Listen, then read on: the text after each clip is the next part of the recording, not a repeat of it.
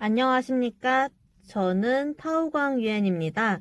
저는 시스템 엔지니어이고 지금은 미세먼지 저감 작업을 하고 있습니다. 기억하실 텐데 2013년 1월에 굉장히 심각한 스모그가 일어났습니다. 전국적이었고요. 약간 거의 20일이 넘었습니다. 한 달 동안 날 좋은 날이 며칠 없었어요. 그래서 국가와 정부가 이 미세먼지 저감 작업에 대해 대대적으로 작업을 시작했습니다. 2013년부터 그 중요성을 인식하고 한 건데요. 2014년 그 리커창 총리가 독일을 방문할 당시 저는 독일 에너지청에서 일을 했는데 허베이성의 유관 부문과 그 MOU를 체결을 했습니다. 그래서 이 대기오염을 해결하기 위해 자문을 해주고 또 국제적인 공조를 하기로 했는데요. 저는 이 사업의 코디네이터였고 그 사업에 참여를 했습니다. 그래서 지금까지 그래서 오늘 제 발표 제목은 미세먼지 6년입니다. 미세먼지 저감하면은 이제 이런 생각을 하실 거예요.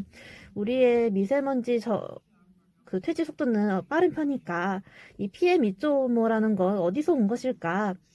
우리의 정부와 기업이 미세먼지를 퇴치하기 위해 적극적으로 정말 큰 노력을 기울이고 있을까? 그 방법은 옳을까? 잘못된 게 있을까? 이런 게 궁금하실 거예요. 또 앞으로 어떻게 해야 할지도요.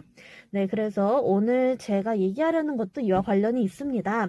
우선 미세먼지 퇴치를 하려면 평가 기준이 있어야 합니다. 뭐가 좋고 뭐가 나쁜지 평가할 수 있는 기준 말이죠. 예전에는 이제 경제를 발전시키느라 환경에 그렇게 신경을 쓰지 않았습니다. 그리고 2013년 이후 우리는 환경에도 매우 관심을 가지게 되었고 중시하게 되었는데 이 환경 오염 관련 두 가지 중요한 지표가 있습니다. 하나는 경제성입니다.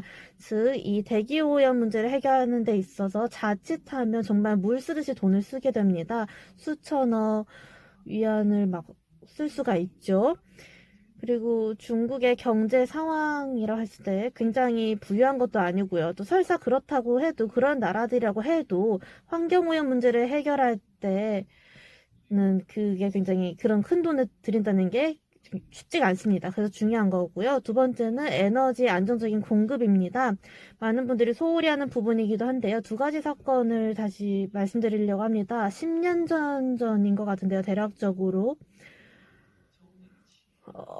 그때 이제 그 통행료 문제 때문에 우크라이나랑 러시아가 갈등이 생겼고 그 파이프라인에서 공급을 중단했습니다. 그래서 동유럽으로 가는 그 천연가스를 한 몇 달 동안 이제 공급을 안 했더니 몇백 명이 죽었습니다. 그리고 2017년 말에 중국에도 비슷한 일이 있었습니다. 중국은 중아시아로부터 천연가스를 샀는데 갑자기 그 공급량이 매일 굉장히 큰 폭으로 줄어드는 거예요. 그래서 사람들이 너무너무 춥게 지내야 했습니다. 결국에는 방법이 없어서 모든 기업에 공급하는 그 천연가스를 다 이제 중단하고 이제 민생 보장에 힘을 썼죠. 굉장히 큰 대가를 치러야 했습니다. 제가 그 허베이성에 가서 이 대기 문제를 해결하러 갔는데 기업이 60몇 개가 있었는데 이 천연가스 쓰는 데는 다 이제 공급이 안 됐어요. 그렇기 때문에 이 안정적인 에너지 공급이 굉장히 중요합니다. 그래서 저희가 굉장히 다각적으로 고려를 해야 하는 거고요. 이번에는 미세먼지 퇴치 효과에 대해서 말씀드리겠습니다.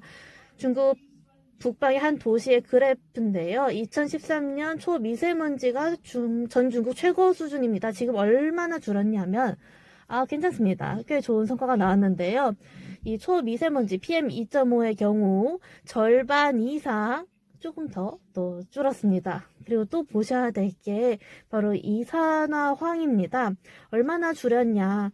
네, 4분의 3이 넘게 줄었습니다. 뭘 의미하냐면 우리의 각급의 정부가 그리고 거의 대부분의 기업이 굉장히 진지하게 이 미세먼지를 해결하기 위해 노력하고 있다는 겁니다.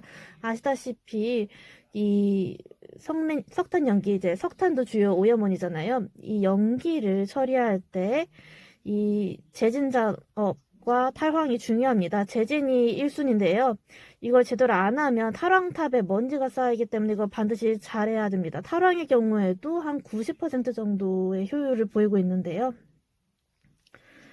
그래서 이 미세먼지 퇴치라고 했을 때 이 데이터를 통해 사실 이 데이터는 이제 위조를 할 수가 없잖아요. 그래서 이를 통해 우리가 굉장히 잘 하고 있다는 걸 알 수 있습니다. 그러니까 뭐 기업이 적극적으로 참여하지 않는다, 가끔 정부가 소극적이다 이러지 마시고요. 정말 열심히 하고 있습니다. 우리가 이 그래프를 볼 때마다 사실 진짜 감동을 받을 정도거든요. 왜냐면 우리가 현장에 가서 봤기 때문에 그들이 얼마나 큰 대가를 치르면서 노력을 했는지, 수천억 위안을 그렇게 들였는지 우리는 알기 때문입니다. 다음으로는 이 속도를 한번 볼 건데요. 독일 지도를 지금 보시고 계세요. 오른쪽 위에가 동독, 그리고 왼쪽 아래가 서독이에요. 서독의 경우 1962년부터 미세먼지 퇴치를 시작했습니다.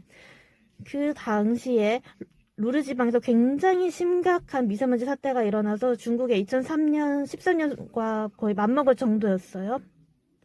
거의 다 지금 좋아졌죠. 지금 보시는 게 1990년대 상황인데요. 초미세먼지가 35 마이크로그램 정도였습니다. 한 30년 정도가 걸렸습니다. 그래서 우리의 경우 서독보다는 빠른 속도라고 할 수 있죠. 그런데 동독과 비교를 하면 1990년 이제 동독, 서독이 이제 통일했잖아요. 한 10년 안에 이제 이 문제를 해결을 했습니다. 5년 정도 됐을 때 미세먼지 많이 좋아졌고 10년 되니까 이제 거의 퇴치를 했습니다. 그래서 중국의 속도는 서독보다는 빠르고 동독과는 글쎄요. 만약에 우리가 조금 더 빨라지면 비슷할 텐데 조금 더 지금 같은 속도라면 좀 더 느릴 것 같습니다. 그 이유가 뭐냐면 이 서독이 미세먼지를 퇴치할 때는 정말 맨 땅에 헤딩을 하는 거여서 가진 기술이 없었습니다. 정말 0에서부터 시작을 했어요.